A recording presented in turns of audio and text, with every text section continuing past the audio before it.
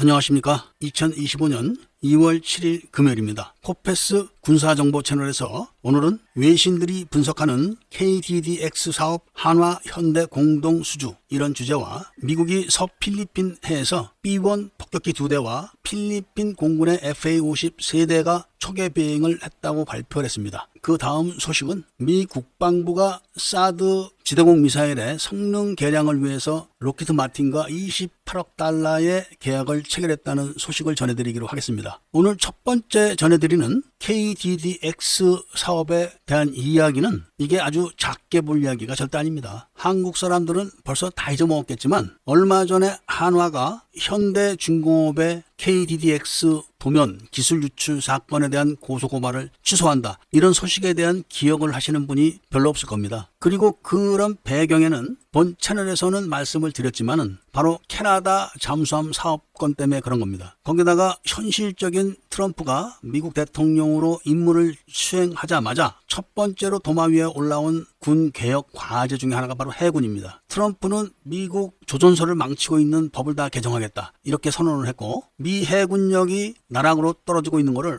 절대 좌시하지 않겠다 이런 선언을 했고 그런 말미에 한국과의 협조 관계를 설명을 했었습니다. 지금 현실적으로 중국의 전투함 건조 능력에 맞서가지고 미국의 전투함 건조를 제대로 끌어올려주려는 한국뿐이 없습니다. 일본도 이미 안 된다는 게 다 파악됐습니다. 물론 미국이 법 개정을 해가지고 미국에서 전투함 같은 중요한 함정들을 직접 건조하고 비전투함 같은 함정들을 한국에 건조를 의뢰하면서 전투함에 대한 수리 정비 이런 것도 협조를 구하지 않으면 안 됩니다.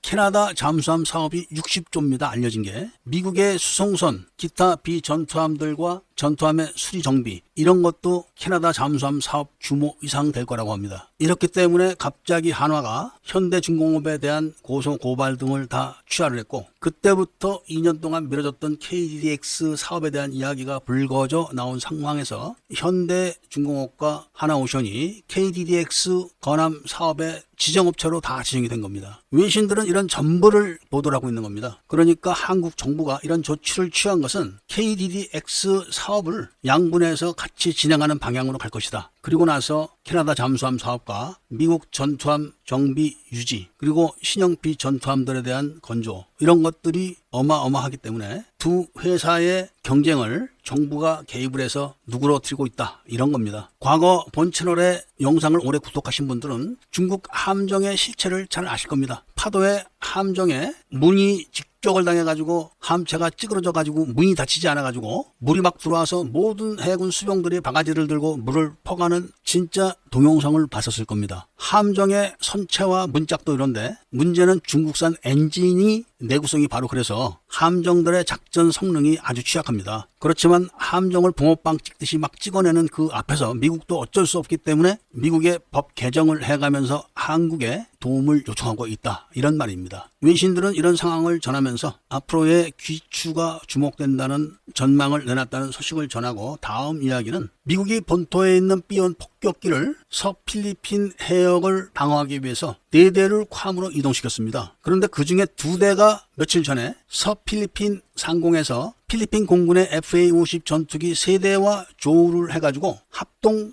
해역 순찰을 했습니다. 그리고 이런 소식을 전하면서 서필리핀 해역에서 미국과 필리핀 양국은 무력을 과시했다 이런 발표를 했습니다. FA-50 전투기가 크기는 작지만 성능은 대단하다 이런 말씀을 다시 한번 전해드리고 다음 이야기는 우리나라 사람들은 사드 하면은 모르는 사람이 없을 겁니다. 사드 대공 방어 미사일은 50km에서 100km 상공 일대를 방어하는 대공 방어 무기 체계인데 미국은 영공 방어를 하기 위해서 성능 개량을 결정해가지고 록히드 마틴과 28억 달러의 계약을 했다고 합니다. 사드는 대기권 내외에서 장거리, 중거리, 단거리를 모두 제어할 수 있는 사드 시스템 빌드 6.0을 개발하고 있는데 SM3가 외기권을 전담하듯이 사드 신형은 대기권 내 고고도 방어를 완벽하게 할 수 있도록 성능을 높이고 한국에도 다시 일개 포대가 추가 배치되기로 했다는 소식을 전해드리면서 오늘 이야기를 마치도록 하겠습니다. 애국 시민분들과 밀매 분들께서는 구독을 꼭 해주시고 좋아요와 알림 설정을 부탁드리면서 이야기를 들어주신 데 대해서 감사드립니다.